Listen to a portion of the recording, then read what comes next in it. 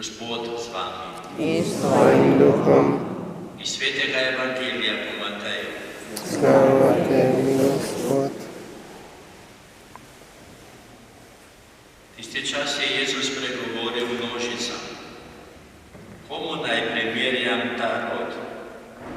Podoben je otrokom, ki posedajo na trgih in kličejo tovariše. Piskali smo vam, pa niste plesali. Peli smo žalostinko, pa niste jokali. Prišel je namreč Janez, da ni jedel, ne pil, pa govorijo, hudega duha ima. Prišel je Sin človekov, da je in pije, pa govorijo, glejte, požrešnež je in pijanec, prijatelj cestninarjev in grešnikov. In opravičena je bila modrost v svojih delih. Kristusov evangelij. Hvala tebi, Kristus.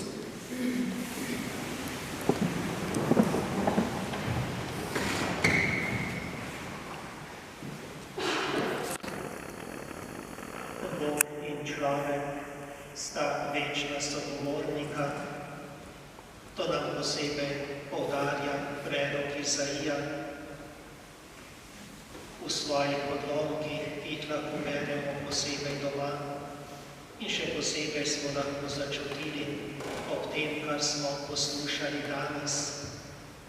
Prerok Izaija nekako sprašuje vest svojemu izvoljenemu ljudstvu, ki naj bi posebej sodelovalo z Jahvetom, z Bogom, prav o tem, kar Bog naroča, naj izpolnjujejo Božje zapovedi. Zato mu je pošiljal in ga nagovarjal najprej po očakih in potem še posebej po prerokih. In ko pogledamo zgodovino izraelskega ljudstva, začutimo, s kakšno ljubeznijo, potrpežljivostjo, usmiljenjem je Bog spremljal svoje ljudstvo in ga vedno prosil, naj se vrne nazaj na pravo pot.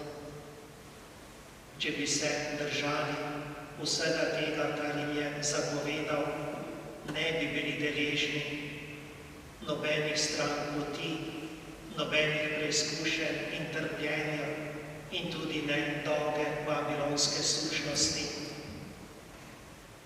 Pa ne samo, da sprašuje vest izraelskemu ljudstvu, ampak tudi nam govori prerok na srce. Naj spoštujemo to, kar nam Gospod naroča.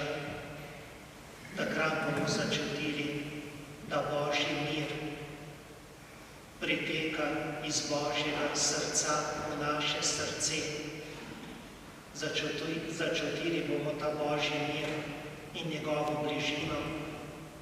Zato bomo v tem času, ko se pripravljamo na praznik Jezusovega rojstva, odprimo svoje srce, da bomo pazili na Božje besede, tudi na naše besede, na naše razmišljanje, na naša dejanja. Naj bodo odgovor temu, kar Bog od nas pričakuje. In evangelij nam razjasni to, kar je bilo zapisano, kdo so tisti, ki so poslušali piskanje otrok, pa se niso spreobrnili, niso začutili pomena Božje bližine. Jezus lepo pove, ko primerja sebe in Janeza Krstnika. Ljudem nikoli ni bilo prav, če jih je Janez Krstnik prosil, naj se spreobrnejo s trdo besedo, pa ga niso poslušali, ko jih Jezus svojo bližino z usmiljenjem, ko prihaja k vsakemu, zopet začuti tisti, ki ga sprejme, da ga Gospod ne obsoja, da mu odpušča in mu izkazuje svojo ljubezen, da bi hodil za njim, pa zopet mnogim ni prav. človek na vse to reče, mi se zanašamo na Gospoda.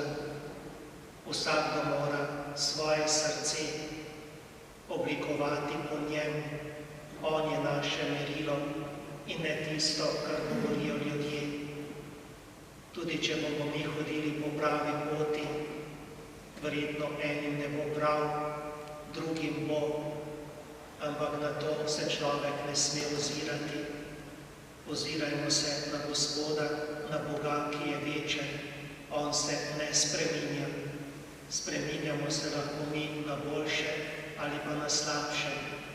Gospod ostaja to, kar je. In naj tudi nam da moči, tudi preko raznih preizkušenj, trpljenja, da bi Gospodu rekli, tukaj sem, prosim te za pomoč, prosim za tvojo bližino in seveda tudi za tvoje usmiljenje, zato ker verujem vate in ker želim hoditi po tvoji poti.